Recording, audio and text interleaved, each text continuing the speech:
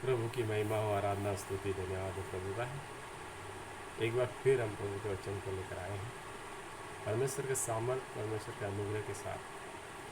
प्रभु हमें फिर कुछ न कुछ देना चाहते। आज इस भागदौड़ वाली ज़िंदगी में हम सब विकास की ओर जा रहे हैं या पतन की ओर जा रहे हैं, इसके लिए कुछ मनन चिंतन हम करते हैं। हम देखते हैं कि विकास विकास विकास चारों ओर, भौतिक, सांसारिक, शिक्षा के क्षेत्र में, विज्ञान के क्षेत्र में विकास विकास विकास। चंद्रमा और मंगल पर निशान हो गए, अन्य ग्रहों पे भी जाने के लिए तैयारी। विकास परमेश्वर ने बाइबल के द्वारा धर्म ग्रंथ में सर्वप्रथम हमें बता दिया था कि पृथ्वी अपनी धुरी पे घूमती है। इसी को वैज्ञानिकों ने सिद्ध किया। धर्म ग्रंथ में नबियों के द्वारा प्रभु यीशु ने, परमेश्वर ने, पिता परमेश्वर ने, त्रिएक परमेश्वर ने सर्वप्रथम विकास की चीज़ों को सामने रखा। भौतिक विकास और आत्मिक विकास। भौतिक विकास वह था जब लोग स्वर्ग तक की मीनार बना रहे थे। बाइबल में देखा, स्वर्ग तक की मीनार बनाने के लिए लोगों ने एक होकर एक समूह के साथ बेबीलोन में एक मीनार बना रहे थे, जो कि हम बहुत ऊंची ऊंची जाएगी। भौतिक विकास हुआ क्या? ज़्यादा परमेश्वर से ज़्यादा भौतिकता पर विश्वास करने वालों के लिए परमेश्वर ने उस जगह क्या किया? धर्म ग्रंथ बताता है, पूरे समूह में भाषा की प्रॉब्लम डाल। एक की भाषा दूसरा नहीं समझ रहा था, दूसरे का तीसरा नहीं समझ। वह भौतिक विकास का स्वप्न जो परमेश्वर के विरुद्ध था, ध्वस्त। इसी तरह हम देखते हैं 15वीं और 16वीं शताब्दी में वैज्ञानिकों के आविष्कार सुने।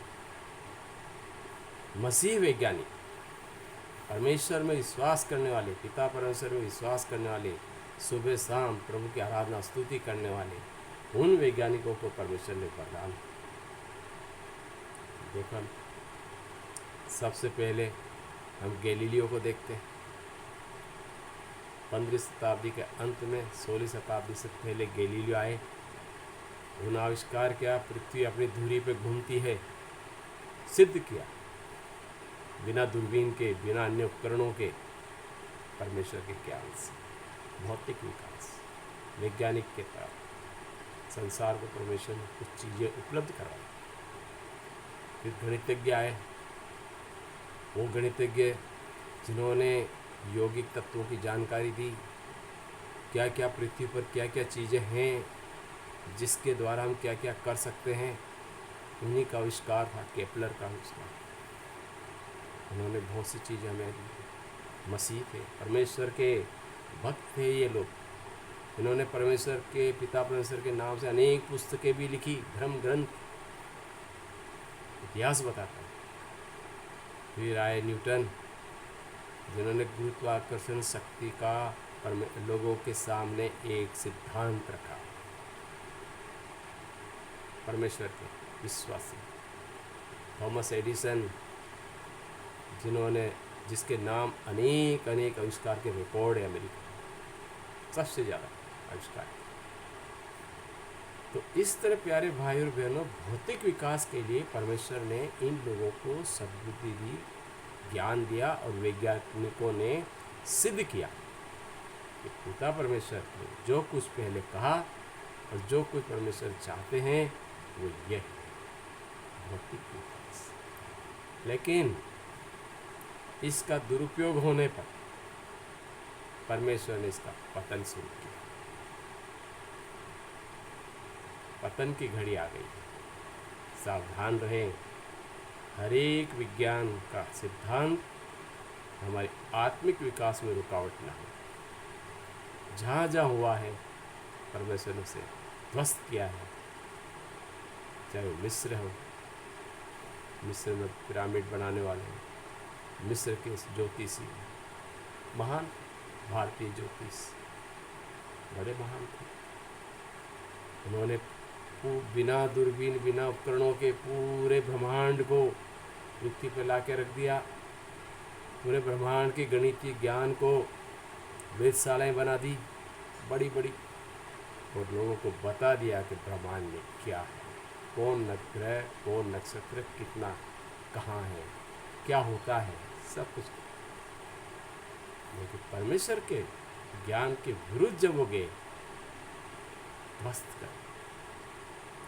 परमेश्वर ने हमेशा अपने लोगों को उद्धार के लिए, उत्थान के लिए सहायता की। जब जब वो परमेश्वर के नियम के विरुद्ध जाने लगे हैं, पतन शुरू हो गया। आज हम भौतिक विकास की ओर कम, पतन की ओर ज़्यादा जाते हैं। बाइबल के धर्म ग्रंथ में उदाहरण मिलता है सोदोम और गमोरा देश के, कितनी भौतिकता में, कितने गंदगी में फंस गए, व्यभिचार दुर्वासनाओं फंस गए, कोई कमी नहीं थी उसमें, लेकिन उन्होंने अपने आप को गंदगी में डाला। उसका पतन परमेश्वर ने गंधक की आग बरसा के किया। आज भी आग का खंभा वाकई इस बात का सबूत है कि पिता परमेश्वर ने इन दो शहरों को उनके गुनाह और दुर्गति के कारण और उनकी कमजोरियों, उनके पाप के कारण, कुसंगतियों के कारण, दुर्वासनाओं के कारण भस्म किया, चेतावनी देकर भस्म किया। और अपने प्यारे लूत को, जो इब्राहिम का भतीजा था, परिवार सहित 8 जनों को बाहर निकाला। परमेश्वर अपने लोगों को बचाता है, कितने ही गंदगी में। हम आज भौतिक विकास की ओर बढ़ते हुए कहीं अगर फंस गए हैं तो परमेश्वर से प्रार्थना करें, प्रभु हमें लूत की तरह निकाल। उस जगह का पतन अवश्य है, आज नहीं तो अवश्य। परमेश्वर 1% विश्वासी को भी छोड़ता नहीं। हम देखें लूका के धर्म ग्रंथ में 15वें अध्याय में एक स्त्री का एक सिक्का खो जाता है।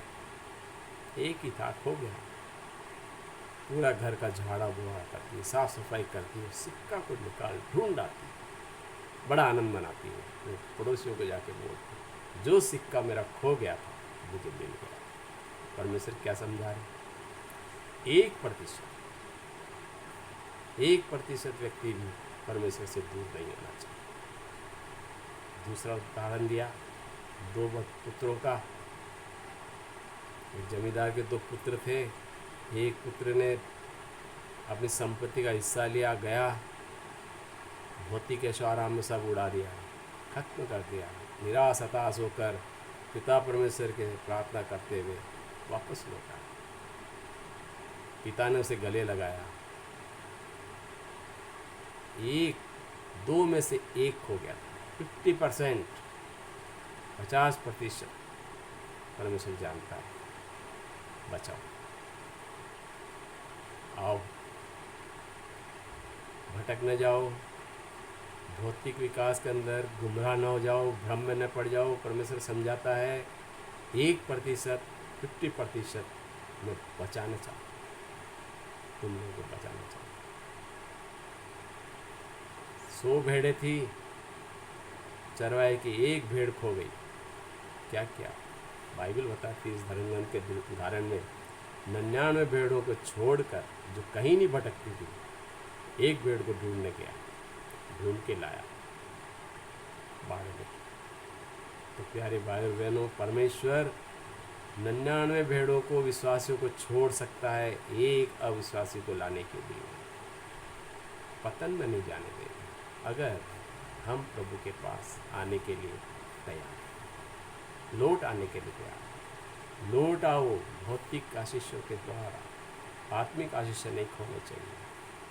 आत्मिक आशीष पाने के लिए भौतिक सारी आवश्यकताओं को दूर करने के लिए तैयार है। परमेश्वर ने कई चीज़ों को हमें सिखाया।